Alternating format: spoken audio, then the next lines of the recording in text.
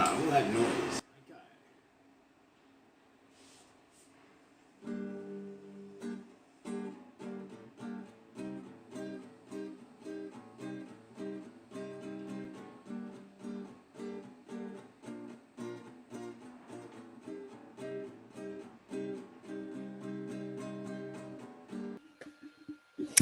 Yes, I see you. I see two windows of you, but it's okay. It's better two than nothing.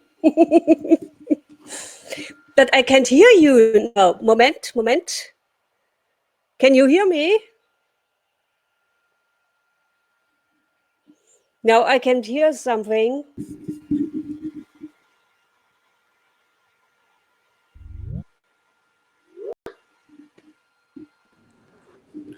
Hello?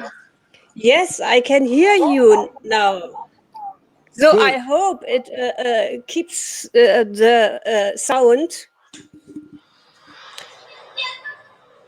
And there is a window open in Sydney. I hear Sydney. Yes, that's us in the background. I'm That's outdoors. nice. I'm on my balcony.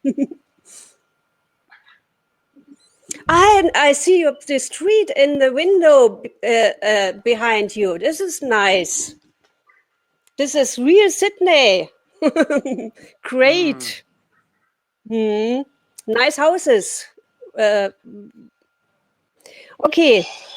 Yes, I live in an okay area. And I read the text again. Your little biography. Okay. I will Okay. worry. Ariel is a published writer in the areas of poetry, short fiction, and theory. Currently a physics student, Ariel has heard voices, music, or one for a quarter of a century. He writes on this from the perspective of eternal geometry, phenomenology, and general philosophy. Ariel fact checks his voice are so loud. It's again, it's such a disturbing sound in my ears. It's really extreme. I hope the recording is to use after it.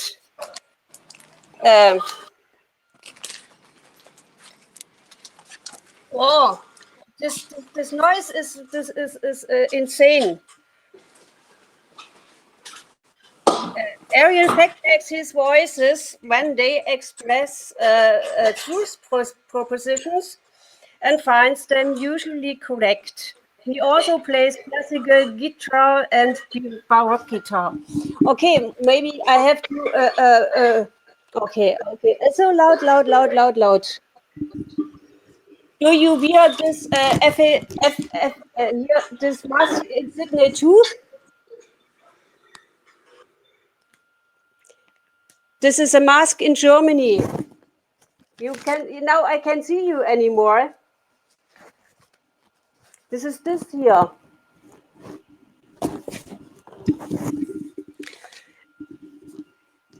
I didn't do anything. You are not here anymore. Can you hear me?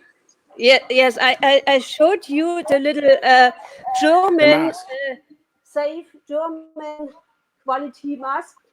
Do you wear the same in Sydney at present? Not at the moment, no. No, okay. Okay, I will ask you some questions on hearing voices.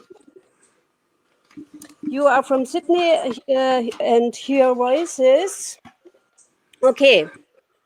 What are the quality of your voices you hear? Okay, well, when I first started hearing voices in 1996, the quality of the voices, they sounded like human beings floating around me. And then they were more like become a bit more less, and the quality was more like an interference. They would just interfere sometimes. And the quality was still of a human sound voice. And then later the voices became a little more electronic sounding, a little bit more robotic sometimes. Yeah. Aha, what are their attitudes? The attitudes of the voices have changed over time as well. Before, they used to be very menacing, they were threatening, and they were very aggressive. And now they're very random. They say things which has no reason to be said. They're just statements. So yeah, they become a lot more random now. What do they say? Did they say Well, today? you know, they say strange things like I mentioned before, like in the last recording. They say, like the last thing was, they said Ireland was blue. Yes. What does that mean? I don't know what that means. It's a random statement. It's not aggressive. It just is random. Can you give me a second example? Look, it's very hard for me to capture sometimes what a voice says, because even though it may feel like it's near me, it's not very rememberable because it's accessing somewhere that my memory is not good on capturing. I tried to think of something of the things that were said. Yeah, there was. I remember that my voices. They said something which was an African word, and I went to Google and I typed it in best as I could spell it, and it was an African dance form. And I'm like, why are you telling me this? There's no reason. And what was the word? I don't remember, but I wrote it. I don't Every remember, but I can did write dance it down. is yeah, mama, baba, baba. Something like that. But I wrote it down. Like when I heard it, I went to Facebook and I shared the word, and then I shared the link on Google to say this is what it means, and I had someone respond to me. So like, But it sounds not very dangerous. The danger was in the beginning, and now there's no, it's not dangerous anymore. It's fun. yeah, It's fun now. it's fine. It's now just A little bit. random. Yes, and you would be a little bit more lonely if you wouldn't have the voices in your ear sometime, because it's a partner who speaks with you. Yeah. But if if it was another human partner, then that would be a very strange partner because they're not really in a dialogue with me. They just express something and then go away. You know? Yes, yes, I know it. What's their tone? But Yeah. So the tone, yeah, this is what I mentioned before with the quality of the sound, like with first human in the same room as you inside your head, and then the tone of electronic, and as well sometimes with like a visual hallucination, sometimes words, and in calligraphy, which I mentioned. So like calligraphic hallucinations in my head along with spoken word. So sometimes they come with flowers, let's say. what's the content of your hearing voices? Yeah, like it is a lot of the time is random, but this is one thing that happened to me a long time ago, a few years ago, right? I was having a discussion with someone about literature and what the content of. I had a heard voice come to me at that moment in the discussion. And the content was the word, I think it was Anthony Hill, a name. Anthony Hill. Hill. Yeah. And I put this on my blog because I looked it up. Anthony Hill on Google. If I've got the name right, but the first name was Anthony. And this man's name, this man is three mans. He was, one was a writer about the Australian World War I experience. And the second, Anthony Hill is a sportsman from the United States. And the third person, Anthony Hill, was a PTSD veteran who was killed by police, I think, in the 80s. And in this discussion, I said to the other person, well, what about Anthony Hill? And it was perfect. It covered all the bases of literature, of mental health, and also of sport too, which was not part of it. So at this time, the content of the voice, it was part of a conversation as a true name of a writer.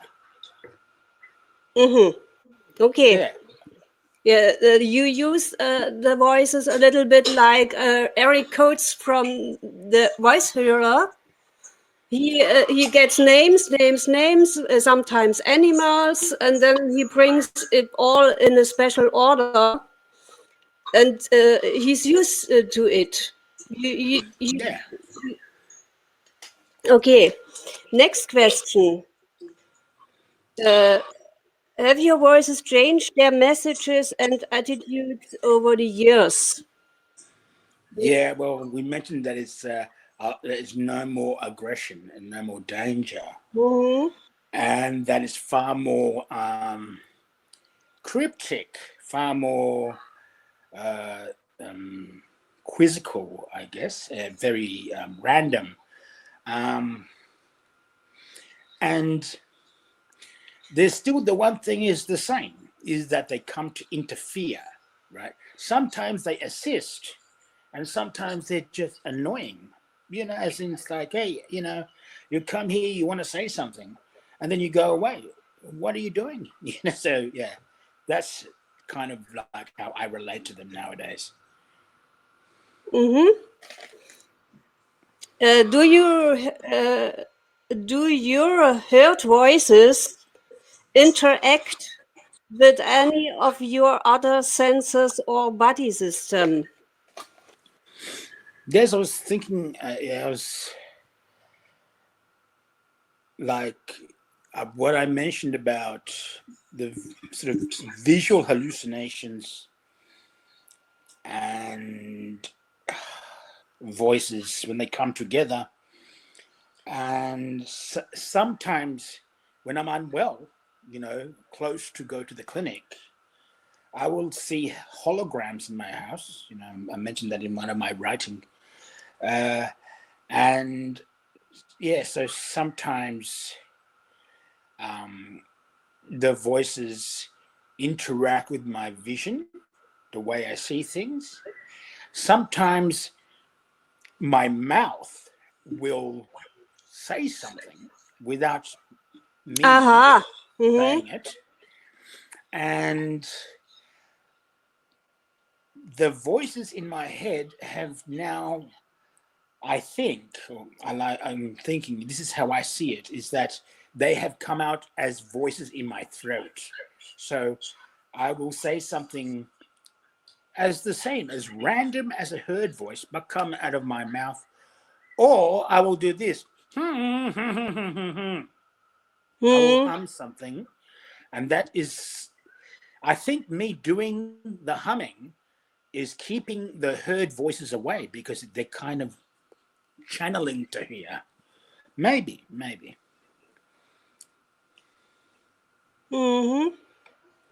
Okay. Do your heard voices inform your art and literature? Yes, I was part of an exhibition in the art space of Sydney, which is near the Sydney Harbour, right? A couple of years ago, I was an artist for that, and I used my heard voices and performance in front of a video of myself approaching psychosis and bringing voices in. As well, when I write more like my theoretical stuff, I try to place the voices in space and time and geometric coordinates on Cartesian coordinates, X, Y, Z. So I try to put them on a graph. Okay, I have seen a very good poetry performance in YouTube by you. I think it's a festival. I can do the link and you can explain a little bit. I think there's a couple of me, but there's one of me at a festival, the first one ever video, ever performance from me. My first one where I make improvised poetry in the moment, but I couldn't quite finish it. It was my first time. And now I can improvise poetry very well. I put the link in. Thank you. And show you this. Now I remember it. I hope everything will go all right. So, okay.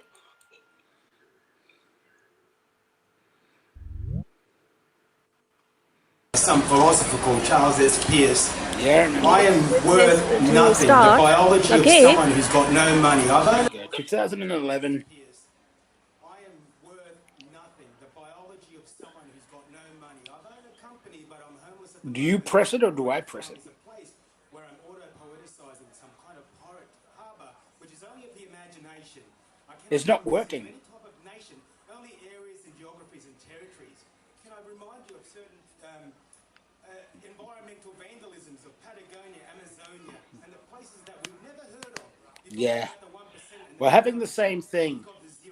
Yes, the video doesn't work. Nothing, and the people who are not even, in terms of a media organization, an empire upon empire upon empire of pop music and things that do not quite make sense. No, I can't hear you. The rounded board that we walk, the elastics that are all on the street, our reconnections back into a social integration, an embodied totality of some form of ambiguous nation. I cannot make a ratiocination.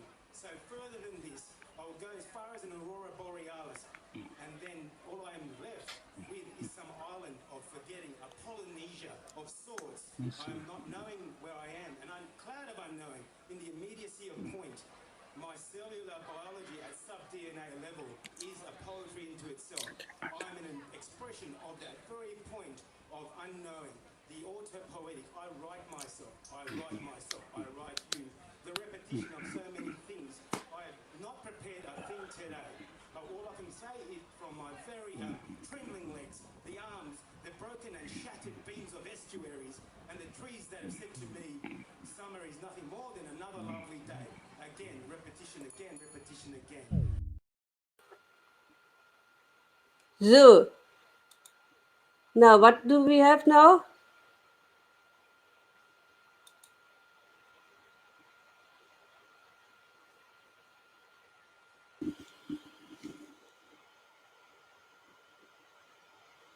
Okay, I see you. Can you hear me or not?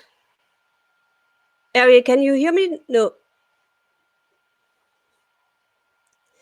This is a shit mit dem Chiti.